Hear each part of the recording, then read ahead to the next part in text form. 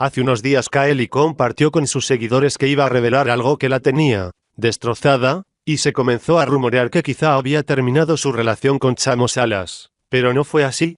A través de Instagram, Kylie contó entre lágrimas y filtros de perritos sus serios conflictos. Creo es tiempo de hablar, no la estoy pasando nada bien, lo del corazón roto no tiene nada que ver con Chamo, él y yo estamos bien, entre los problemas que tengo es que habían suspendido mi canal de YouTube pero tras una semana logré recuperarlo pero muchos me criticaron por no contarles a fondo qué me pasaba, comenzó diciendo la blogger.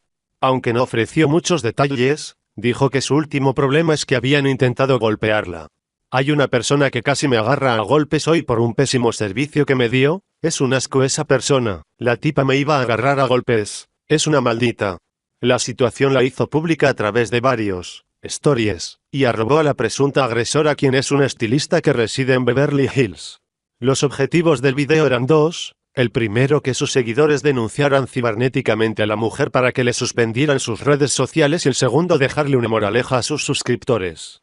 Todo va a mejorar y quiero que sepan que a veces la gente buscará destruirlos. Nunca se den por vencidos, todo tiene solución y yo estaré bien porque yo los tengo a ustedes y ustedes a mí, finalizó la joven.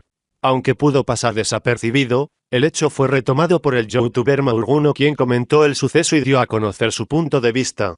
Como era de esperar, cientos de internautas dieron sus opiniones al respecto, pero la mayoría no eran positivas.